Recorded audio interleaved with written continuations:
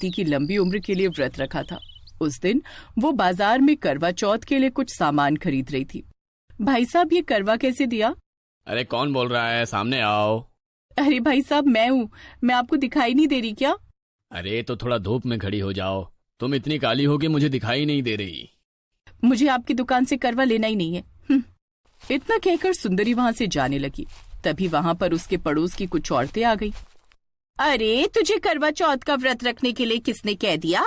तू इतनी बदसूरत और काली है। इससे अच्छा तो तेरे पति की उम्र लंबी ना हो तो ही अच्छा है। अरे छोड़ो बहन, इस काली औरत के मुंह ही लगना बेकार है। इतना बोलकर औरतें वहाँ से चली गई। सुंदरी को इस तरह के ताने हर रोज सुनने पड़ते थे, इसलिए उसे ज्यादा फर्क नहीं पड़ा। सुंदरी दूसरी दुकान पर गई और सारा सामान लेकर घर वापस आ गई। कहाँ गई थी कल मुही? सासू माँ, मैं बाजार गई थी। मैं आपके लिए भी सामान ले आई हूँ। तुझे किसने कहा था कि मेरा सामान ले आना? मैं तेरी जैसी कलंकिनी औरत के हाथ से कोई सामान नहीं ले सकती। मैं अपनी बेटी के साथ बाजार जा रही हूँ। अपने लिए सामान मैं खुद ले आऊंगी। रोशनी बेटा, तैयार हो गई? जल्दी चल। इतने में वहाँ पर सुंदरी की ननद रोशनी आ गई।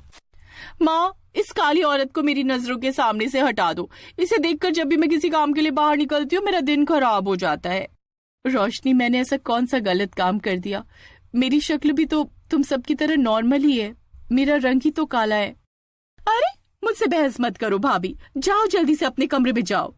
अपने ससुराल वालों के ताने सुनकर सुंदरी की आंखों में आंसू आ गए। वो बिना कुछ बोले अपने कमरे में चली गई। तभी वहाँ पर सुंदरी का ससुर आ गया। तुम दोनों उस बेचारी के साथ इतना गलत बिहेव क्यों करती हो? आज के समय में भी तुम लोग गोरे और काले में भेदभाव करती हो। अरे भगवान कृष्ण का रंग भी काला था, काली माँ का रंग भी काला है, तो क्या तुम उनसे भी नफरत करती हो? देखो, तुम उसकी तुलना भगवान से तो करो ही मत। हमसे बहस करने की कोई जरूरत नहीं है।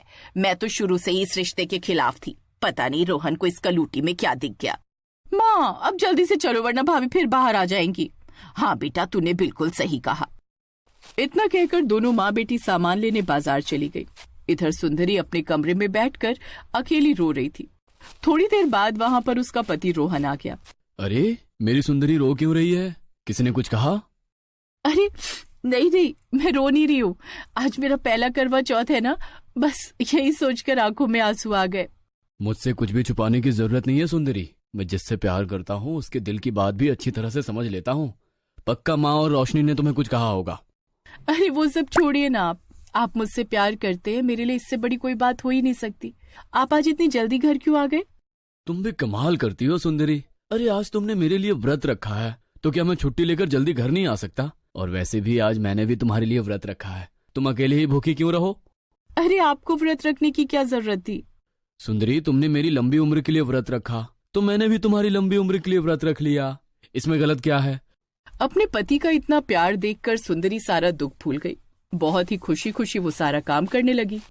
धीरे धीरे शाम हो गई और सभी लोग तैयार हो गए। भाभी, तुम चाहे जितनी अच्छी साड़ी पहन लो, रहोगी कलूटी ही। सासू माँ, मैं छत पर ही जा रही हूँ। जैसे चांद निकल आएगा मैं आपको बता दूंगी। तू चांद को मत ही देखना वरना चांद को भी नजर लग जाएगी। अब इतना अच्छा सा सुंदर चांद दिखता है, तेरी नजर पड़ते ही वो भी काला हो जाएगा। तभी वहाँ पर मोहल्ले की कुछ औरतें भी आ गई। यार, तूने अपनी बहू को करवा चौथ में मायके क्यों नहीं भेज दिया? हर साल हम सब तेरी छत पर पूजा करते हैं, इस बार इस काली औरत का चेहरा भी देखना पड़ेगा। तभी वहाँ पर रोहन की मौसी आ गई। उन्हें देखते ही सुंदरी ने उनके पैर छुए। खुश रहो बहू, और तुम लोग क्या कह रही हो? इस काली औरत का मुंह देखना पड़ेगा। चुपचाप अभी इस घर से निकल जाओ और अपने छत पर पूजा करो जाकर। हमारे घर आकर हमारे परिवार की बुराई मत करो, वरना किसी दिन तुम सबके मुंह पर ऐसी कालिक पोत दूंगी कि दोबारा गोरी नहीं हो पाओगी। कुत्ते भी नफरत करने लगेंगे तुम जैसों की शक्लें देखकर। तू हमारे पड़ोसियों से किस तरह से बातें कर रही है? हैं? तुझे बिल्कुल भी तमीज नहीं है क्या? तमीज का क्या मतलब है? तमीज सिखाने की जरूरत इन औरतों को है, दूसरों की बहू बेटियों की बुराई करती रहती हैं। अरे तो इन लोगों ने क्या गलत कह दिया? मुझे भी इस औरत का काला चेहरा बिल्कुल पसंद नहीं है और तुम लोग कहीं नहीं जाओगी। तुम सब मेरी छत पर ही पूजा करोगी हर बार की तरह।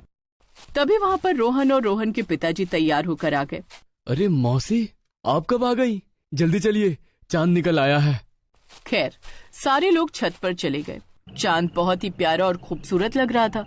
चांद की चांदनी से सारा जग रोशन हो चुका था। सुंदरी ने सबसे पहले छलनी से चांद को देखा, उसके बाद उसकी सास ने, फिर मौसी ने। सुंदरी, चांद को ही निहारती रहोगी क्या? अपने इस चांद को भी देख लो। धीरे धीरे बोलो, ससुर जी यहीं खड़े हैं, क्या सोचेंगे। सुंदरी ने जैसे ही छलनी रोहन की तरफ की, वैसे ही सुंदरी का रंग काले से गोरा हो गया। अब सुंदरी बिल्कुल चांद की तरह चमकने लगी।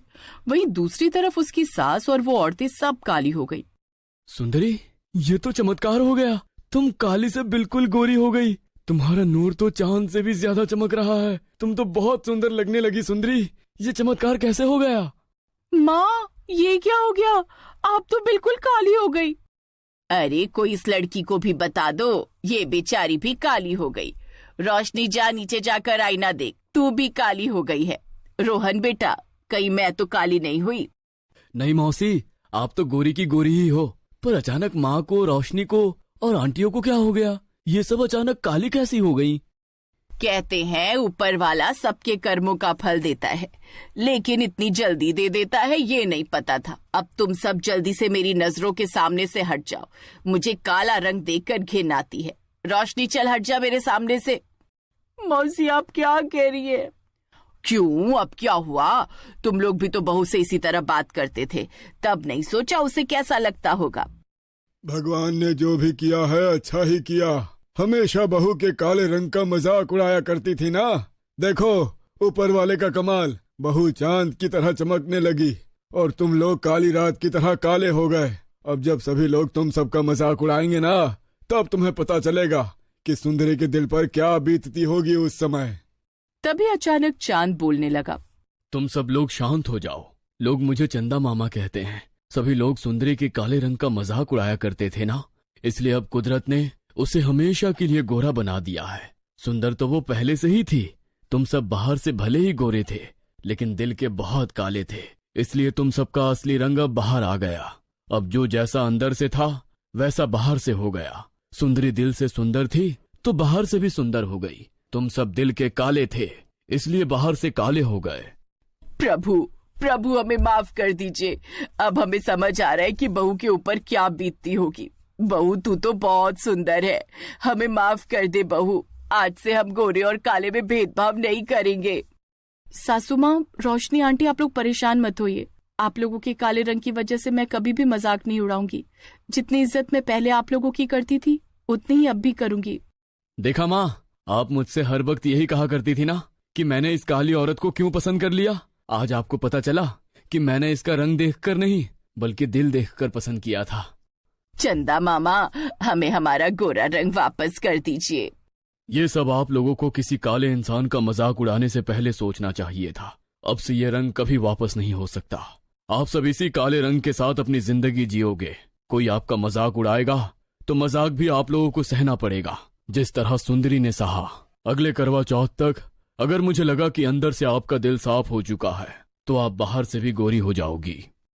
उस दिन के बाद से सुंदरी की सास और उसकी ननद रोशनी सुंदरी की बहुत तारीफ करने लगे। हर काम में उसकी मदद करने लगे।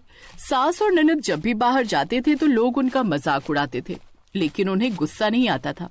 ऐसे ही दिन बीतते गए।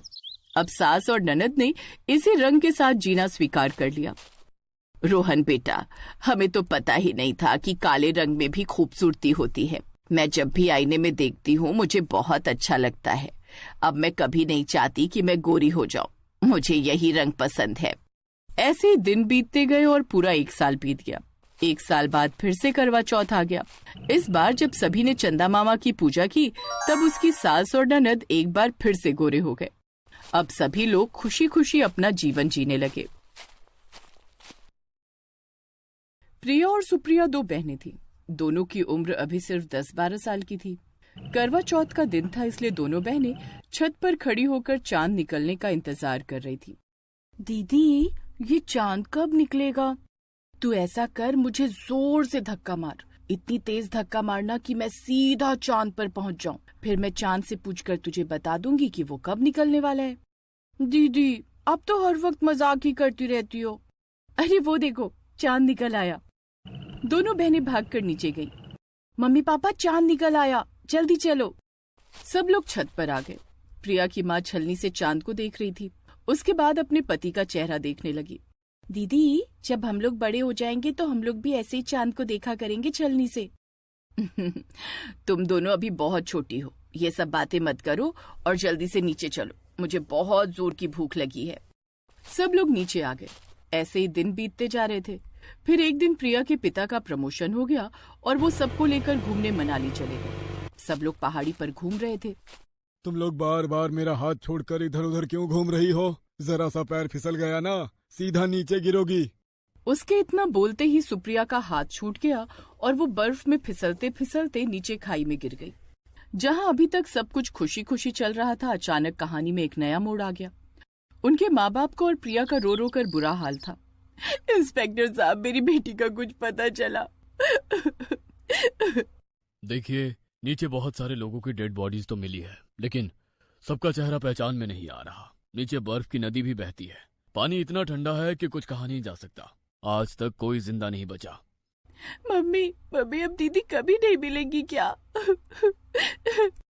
किसी तरह प्रिया के पिता ने सभी को संभाला।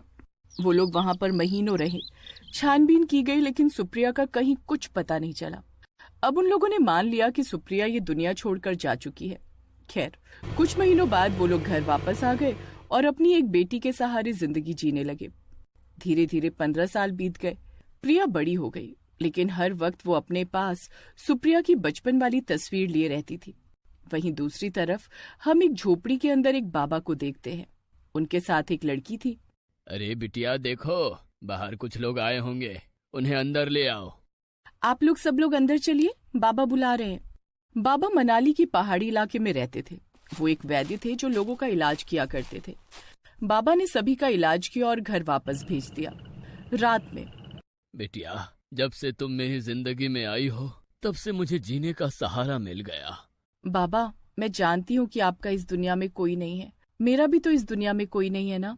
हाँ बिटिया, अब हम दोनों ही एक दूसरे का सहारा है। अब तुम्हारी भी जल्दी से शादी कर देता हूँ। नहीं बाबा, मैं आपको छोड़कर कभी नहीं जाऊंगी। वैसे बिटिया, अब तो तुम बड़ी हो गई हो। क्या अब तुम्हें याद आया कि तुम्हारे माँ बाप का बहन प्रिया का कॉलेज में आखिरी